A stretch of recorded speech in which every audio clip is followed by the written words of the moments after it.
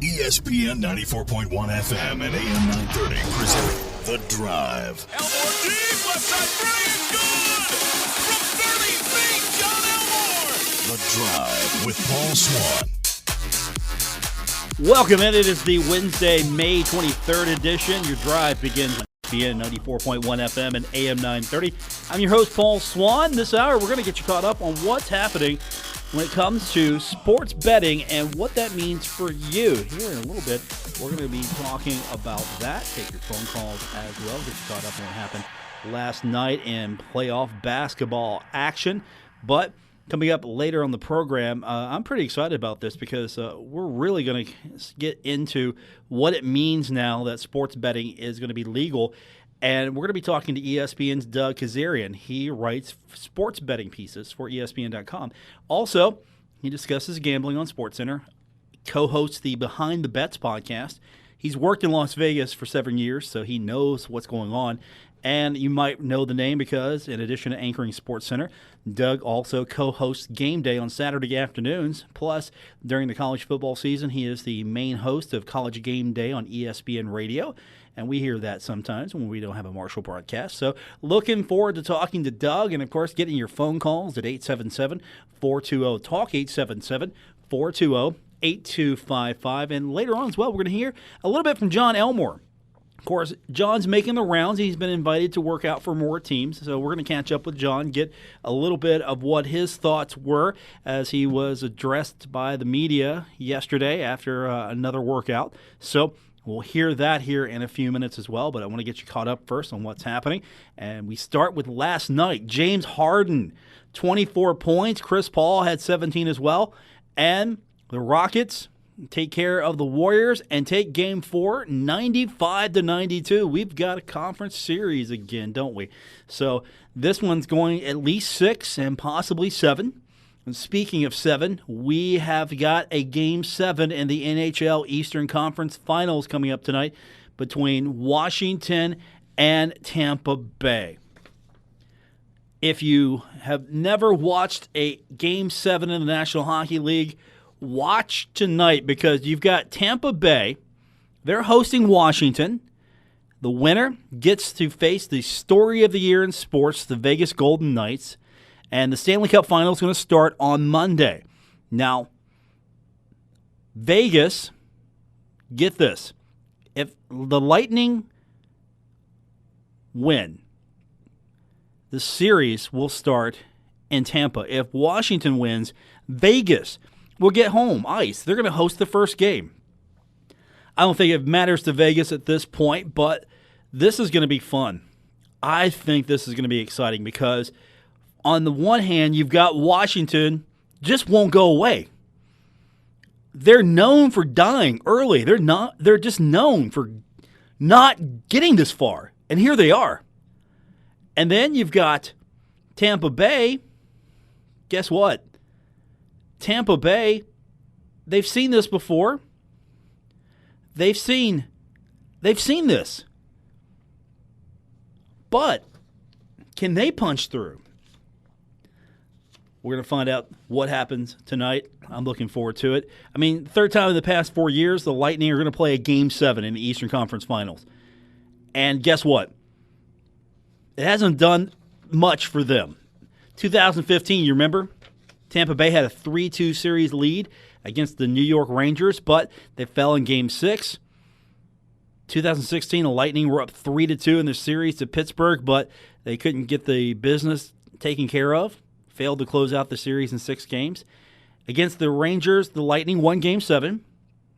So, I don't feel good about that. Against the Penguins, Tampa Bay lost. So they've been in this situation. Those games have been on the road, though. So here we go. Lightning looking for a third trip to the Stanley Cup Final in their franchise history.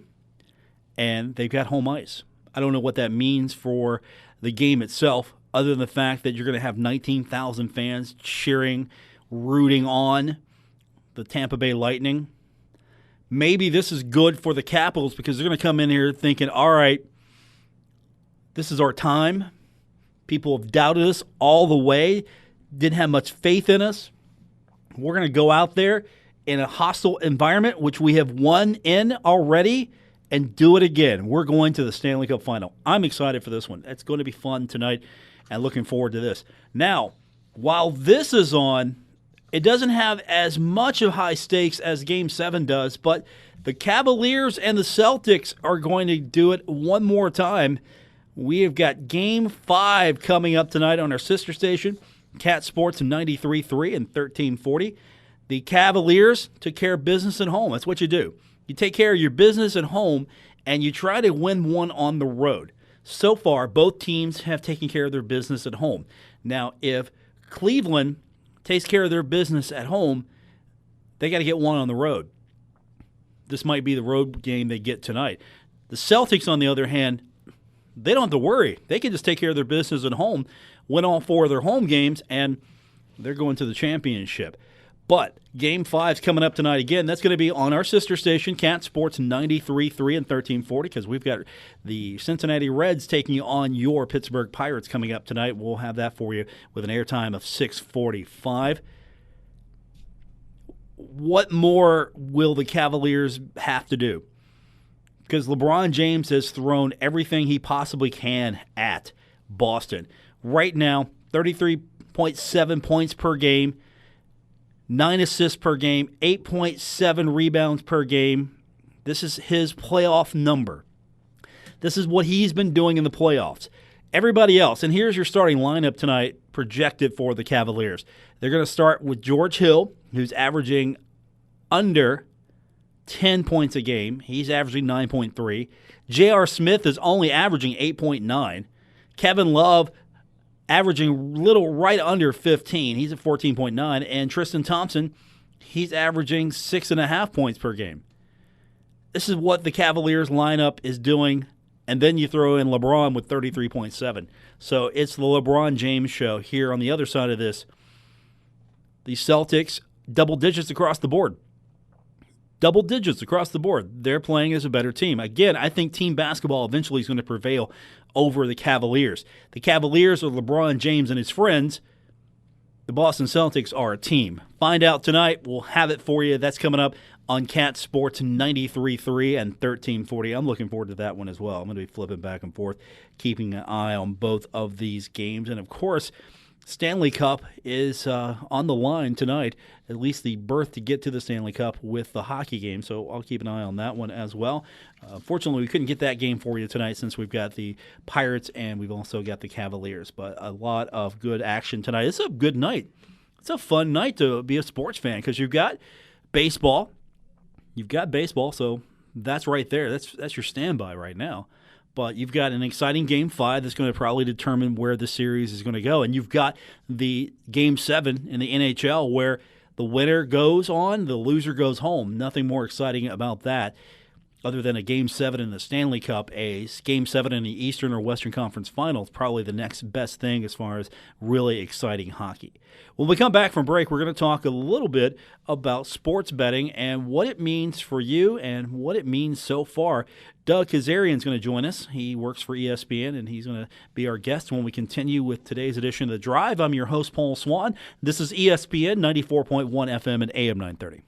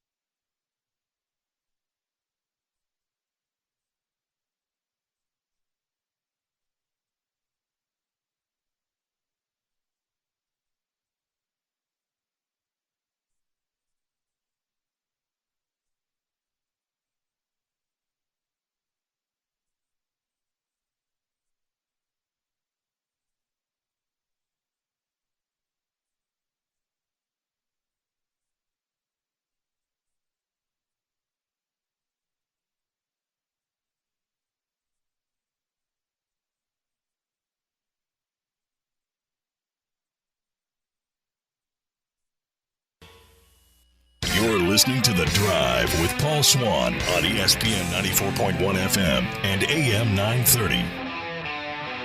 I want to welcome to the program now from ESPN, Doug Kezirian, and Doug has been on the forefront of keeping track of what's happening with the legalization of sports betting as far as betting on all the major league sports in every state across the union. He joins us now on the program, and Doug, good talking to you. And this has been a fun subject, especially here in West Virginia, a state that's sort of ahead of the curve than most of the states in the union right now. Good to be on with you guys. Thanks for having me. You're absolutely, it's definitely been a fun and exciting, past 10 days, but obviously, as you just alluded to, West Virginia was ahead of the curve, and it's been going on for a long, long time, and it's exciting because it's uncharted territory, and that's involved in something at this sort of juncture of something because no one knows what's going to happen moving forward. Anyone who does is not exactly telling the truth. Over the last few days, what have you seen as far as maybe any indicators of where this might go or what's going to happen on a state-by-state basis? Well, it's one thing that I will say is people are budging and people are moving in a different direction, or at least at a different speed than we originally anticipated. Because think about it, they were asked to have an opinion or a stance all based on a hypothetical. What if the federal ban is overturned? Well, we never knew it was 100%. We all thought that was a projection, but you don't know something for sure until it actually happens. Well, once it does, people start realizing, hey, there's an opportunity here. Maybe they have some other influences, and they start to proceed accordingly. And it's really interesting to see. So people weren't necessarily lying or whatever. People are allowed to change their mind, and you're seeing some states take a little bit more aggressive approach than they had originally suggested they would. Now, West Virginia, as we just mentioned, ahead of the curve here, so there's already laws on the books, and they're still trying to figure out exactly how to implement everything.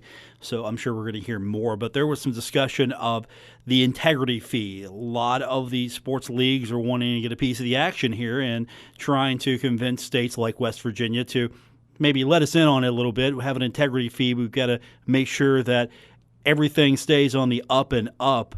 What are you hearing on that front as far as their efforts to try to maybe get a little bit more of the action here? Well, we know the leagues want it, but what's fascinating about all of this is that they don't have any leverage.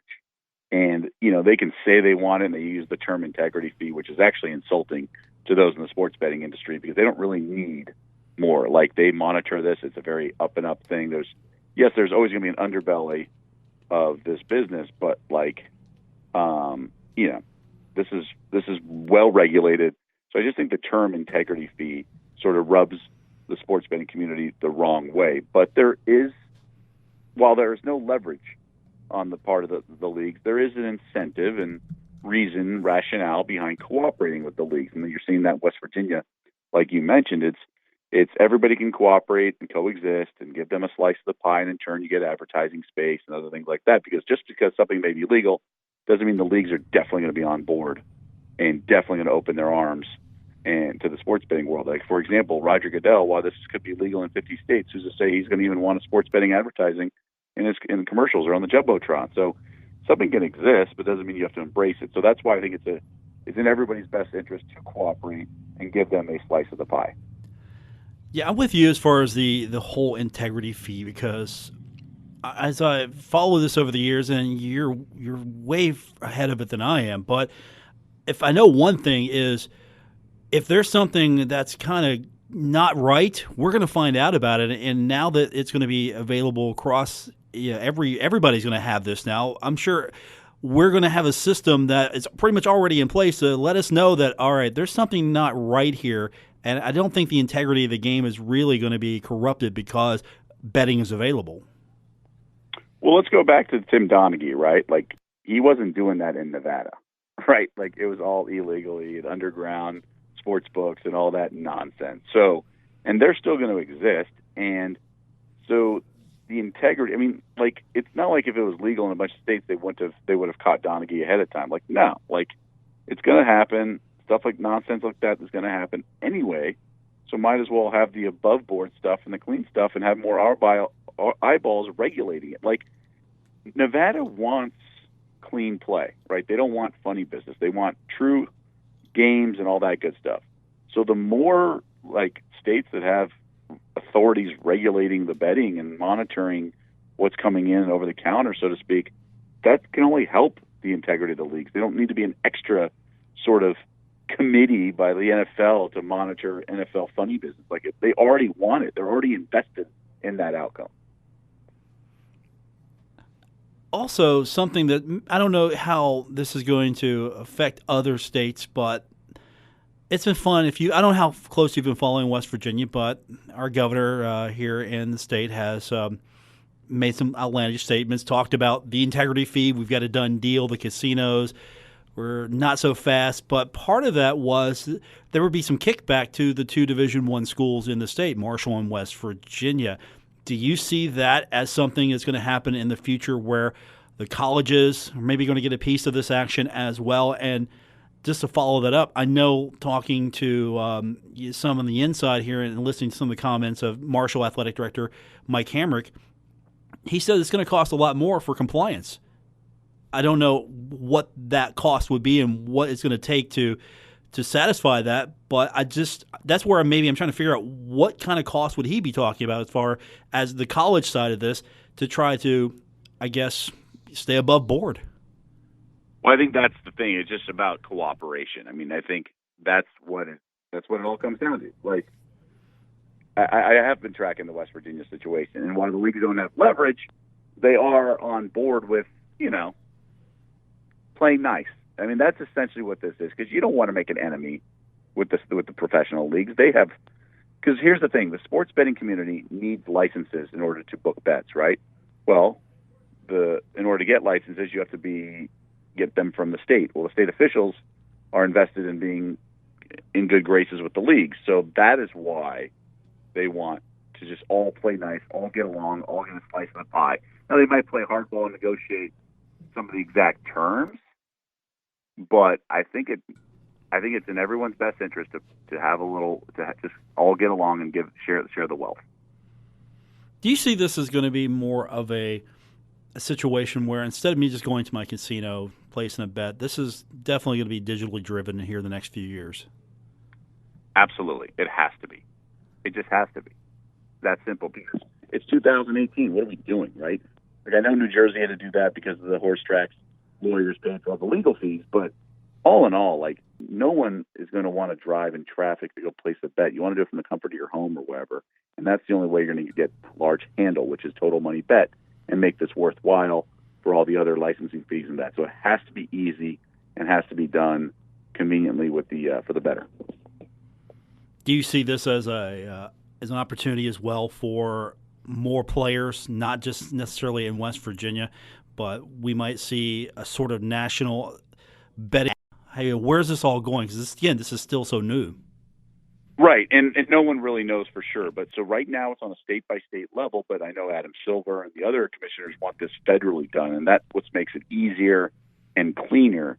And we could see it head that way. It certainly seems like the logical solution, but right now the Supreme Court says it's a state-by-state issue. You guys figure it out within your own state and your own appetite within that state, and obviously some states are going to take a more aggressive approach, like we talked about, West Virginia specifically, and then other states like Utah just totally not interested. So, again, it's to each their own. They're letting people be adults, and that's what was so bizarre about this federal ban. It was not only constitutionally illegal, but it was just stupid when we have, like, state lotteries and all this other nonsense going on. Doug Kezirian is joining us from ESPN. So, Doug, for you now, this is going to make, I guess, SportsCenter, this is going to make everything you do at the network maybe a little bit more interesting because you've now got this added tool, or at least this added content, because let's face it, we're all going to be interested in things like this since we now can all participate. Well, that's the thing, and how much of it. I don't think it's going to be overwhelming and saturating our marketplace. I don't think it's going to be completely obnoxious.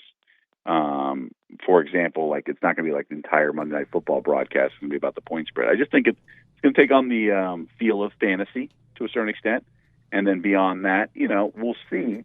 There might be some more immediacy, and there'll be some maybe different graphics during the broadcast. But everyone's going to crawl before they can walk, and then from that point, see where we go. But this is not going to be a huge shock to the system. If you're not into it, it's definitely not going to be smothered by it.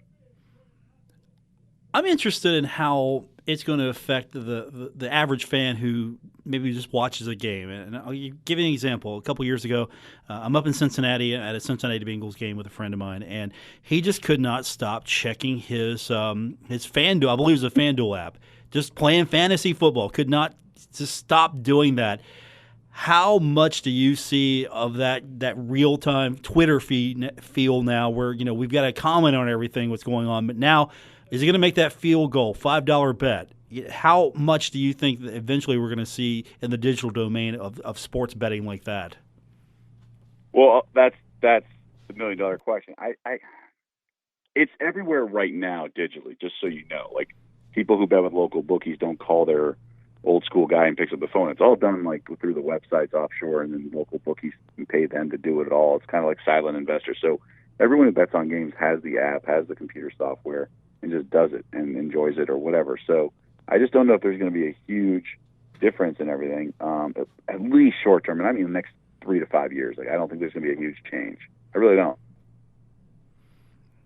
Have you seen any pushback? And if so, where is that coming from? Because for me, this feels like it's just a natural progression. As you mentioned earlier, finally, we're seeing everyone being able to be an adult here. And if you want to do this, great. If not, but have you seen any pushback or at least any negative comments on this?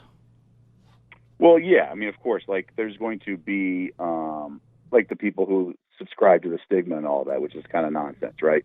And just the fact that, people are like a degenerate behavior, all that's nonsense, even though they're probably betting on stocks that they don't know anything about, right? Like while they eat their fast food and drink a beer and play the stock market when they really should do it recklessly, they're going to pass judgment on this. I mean, it's all the same, right? It's a different sort of vice. And it's just each their own. And, the backlash is people. Now, Gary Bettman said something sort of interesting about a year ago. He said, it is going to change the next generation. Kids are going to grow up knowing that sports can be more about just the purity of who's going to win or lose this game.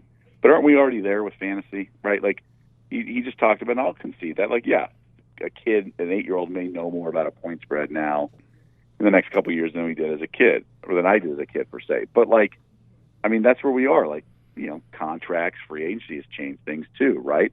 We see the way everything's more of a commodity in sports. So the whole purity of the game, that's already changed. Doug Kezirian is joining us from ESPN. He covers betting and discusses gambling, of course, on SportsCenter. You also have your own podcast, Behind the Bets. What's that about? So maybe if those of us who are excited about the fact that, okay, we can bet legally now and just don't want to go into this blindly, what do you discuss about the gaming industry on your podcast? Yeah, basically we talk about, obviously, the court rulings and everything has had an interesting thing with the sports betting industry. So we've talked about that, and we'll also handicap games.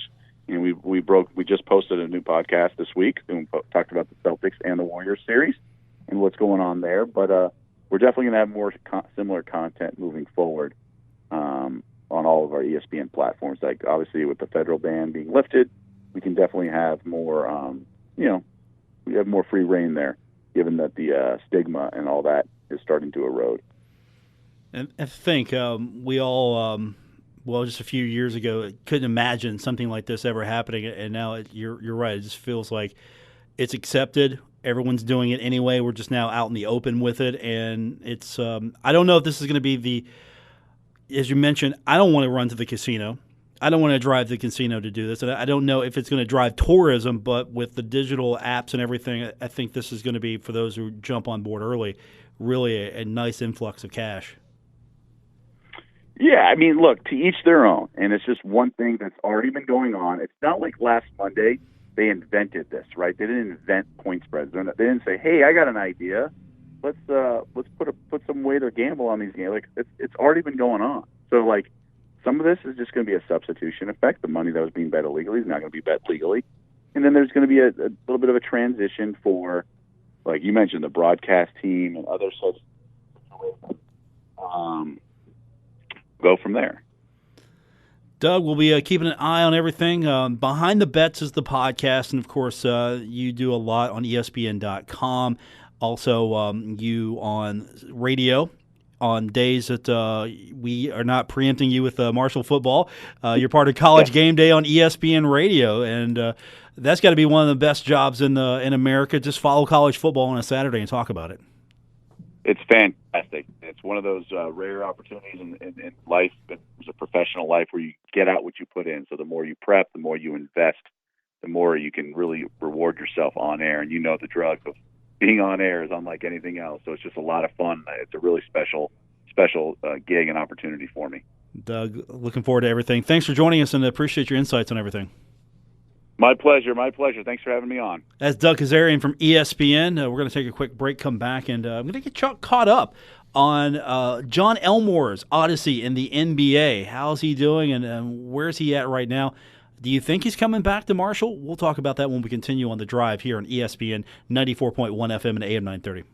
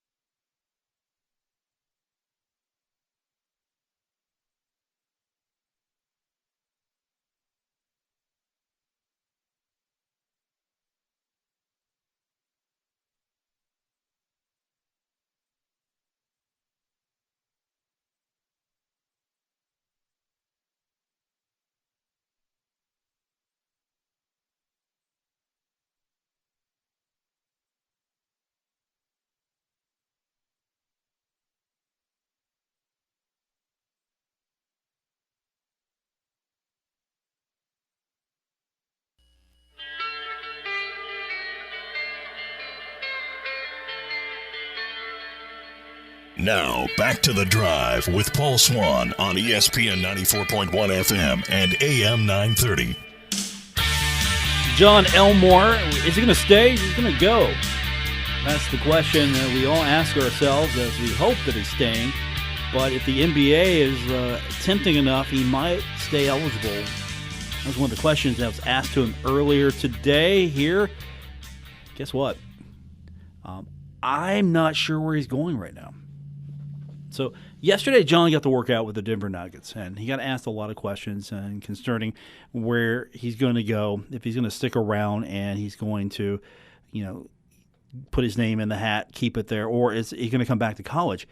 But this is year 2 for him. So Jon was asked about as far as how things are going this year. Here's his response to that.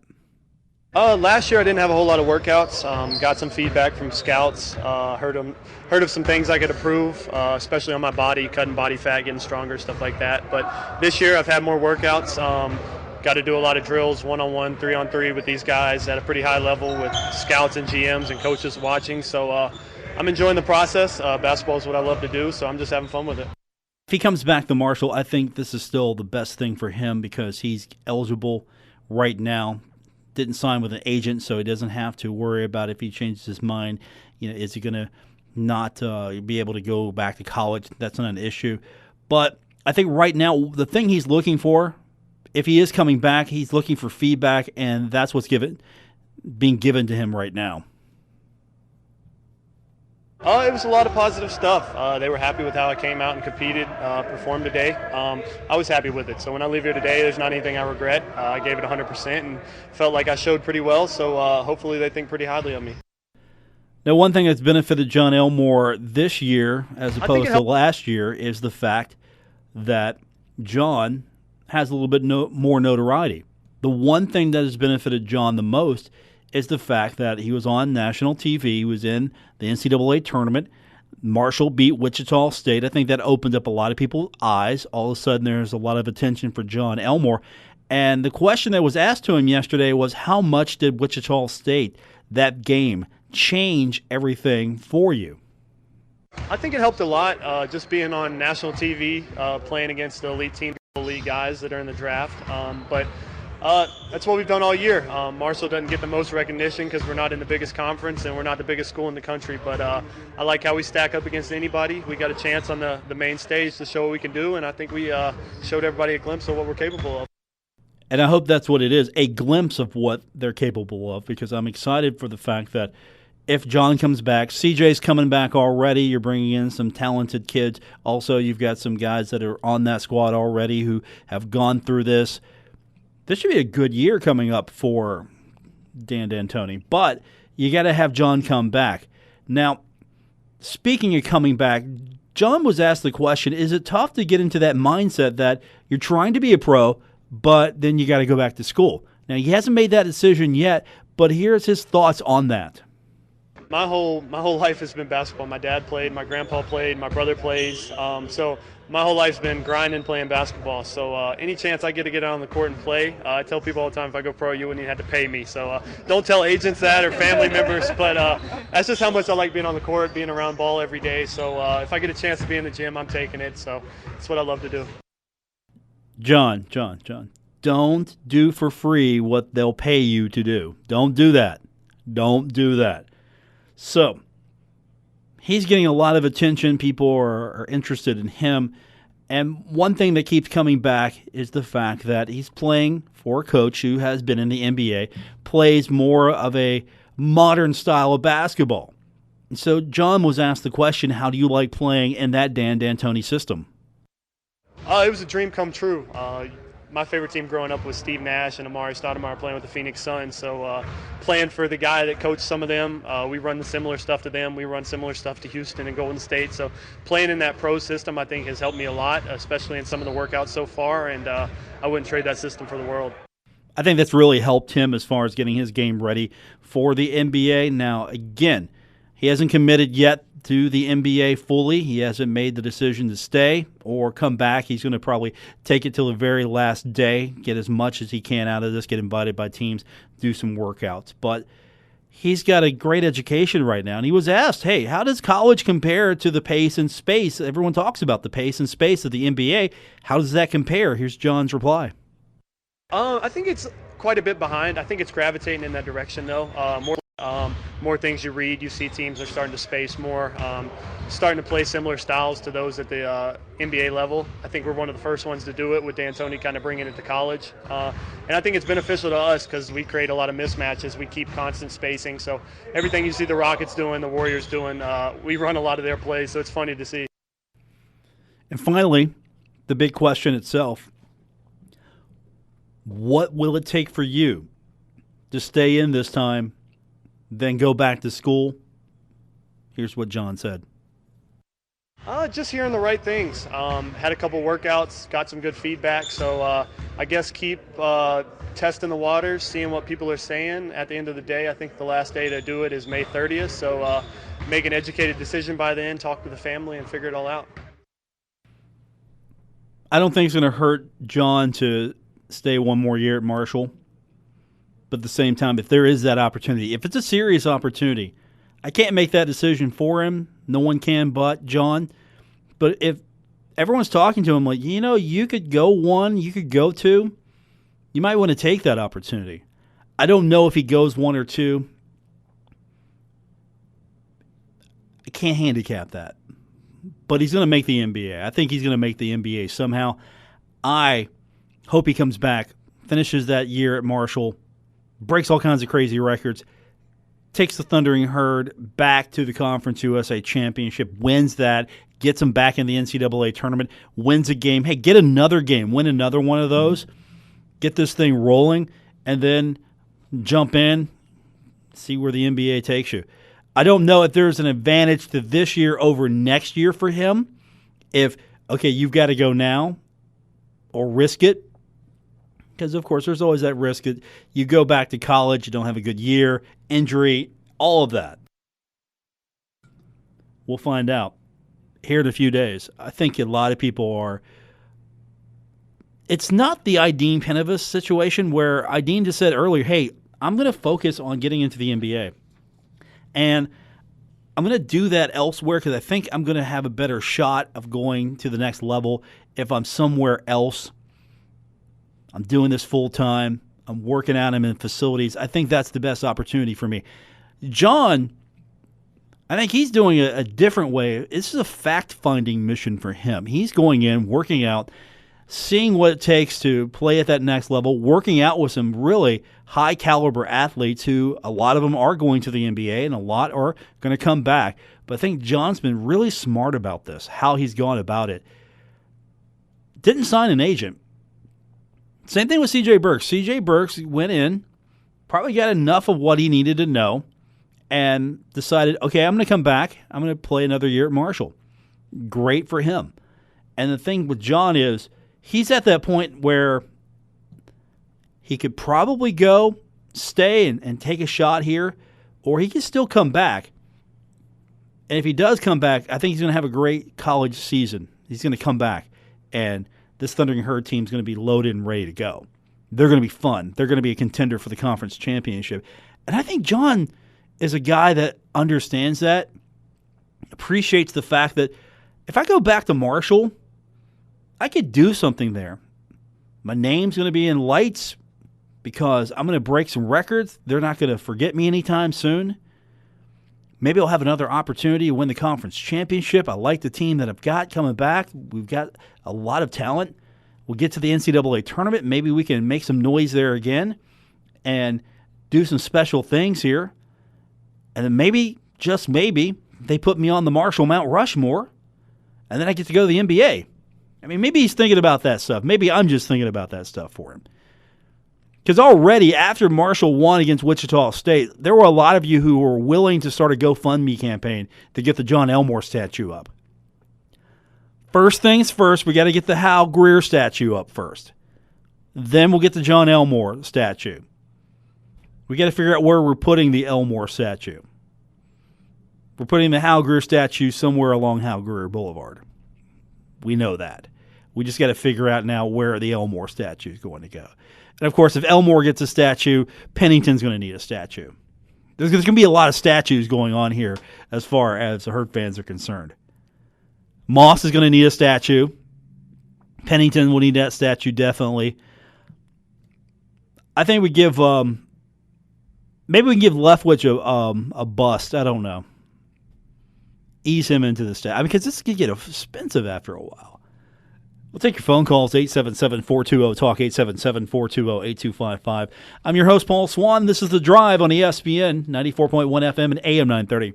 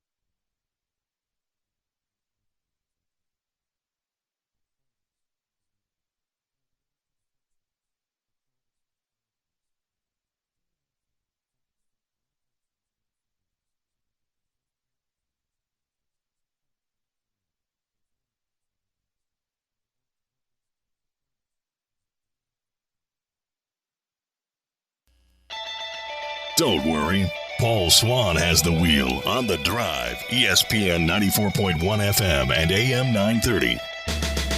So the Thundering Herd, according to John Rothstein from CBS Sports, Thundering Herd's going to be playing Virginia, part of the 2018-19 non-conference schedule.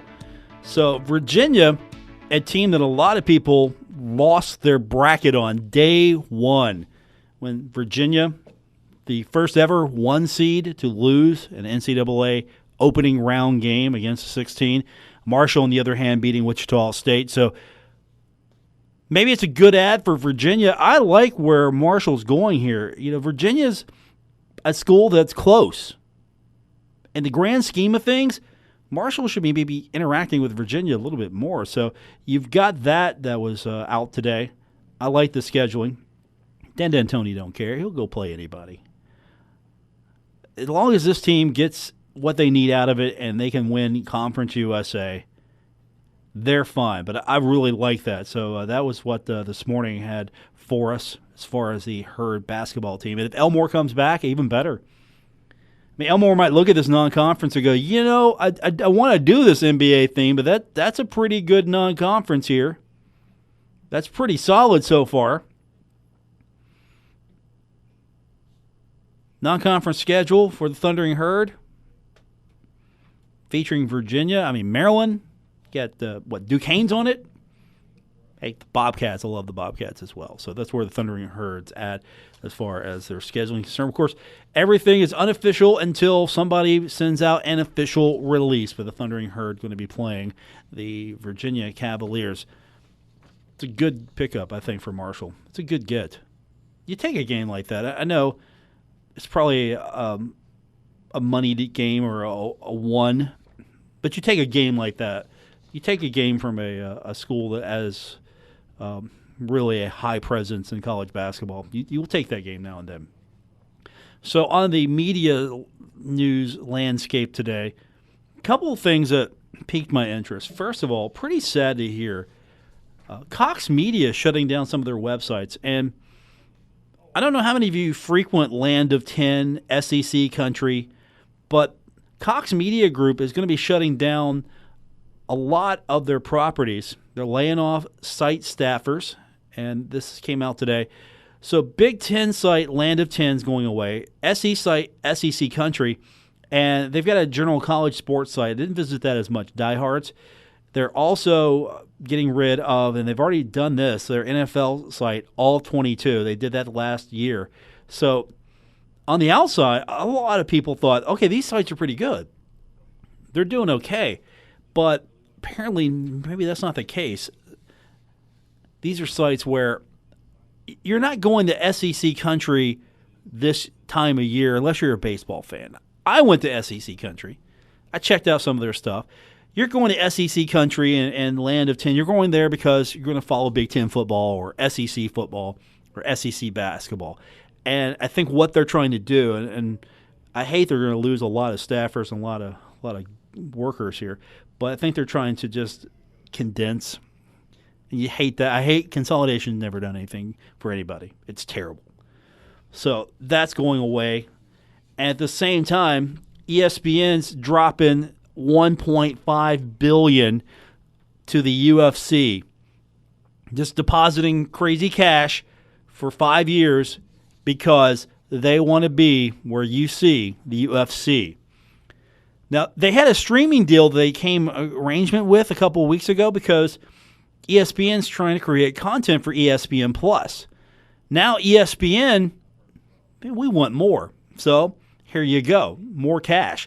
Now, here's some reports today coming out from the Hollywood Reporter, also sports business journals on this, that ESPN outbid Fox. This has been one of the mainstay programs for Fox now.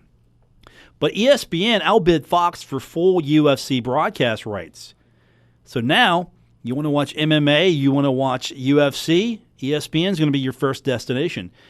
ESPN's going to pay $1.5 billion over 5 years. They already dropped $750 million for streaming rights plus another $750 million for linear ones. So that's $300 million per year. That's what it breaks down to.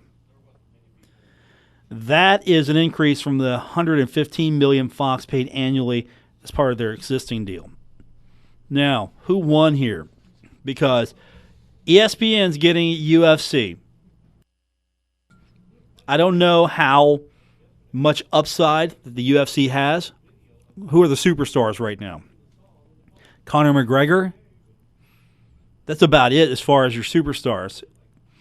But ESPN sees this as something that has a lot of upside. Now, they're going to be able to, according to the reports, broadcast 10 full events on linear TV. That's basically you tune in. There it is.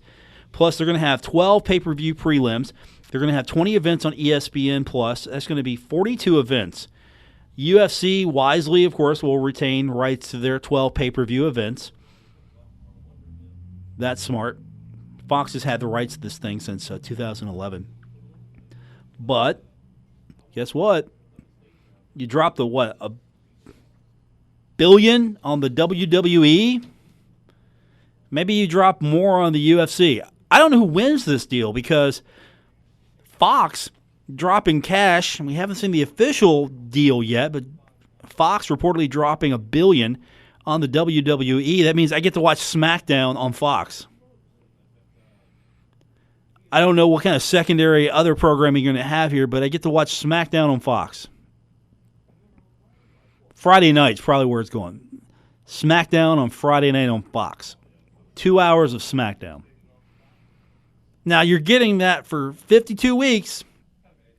5 years, 52 weeks. It's going to always be there, right?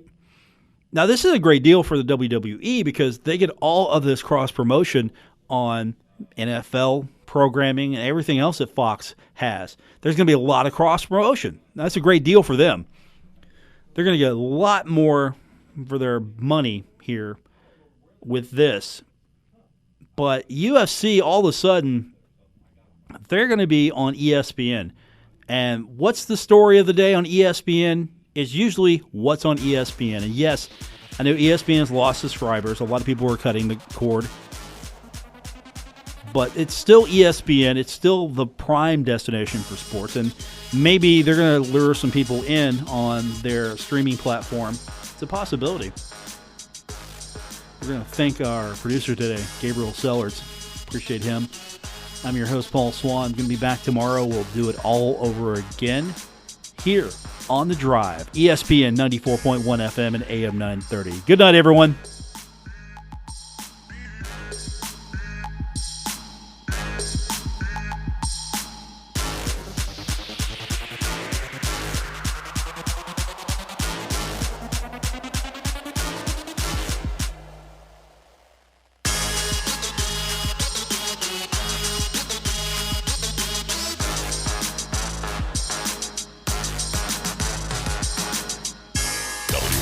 Huntington, W227BS Huntington, ESPN 94.1 FM and AM 930. Huntington Sports Station.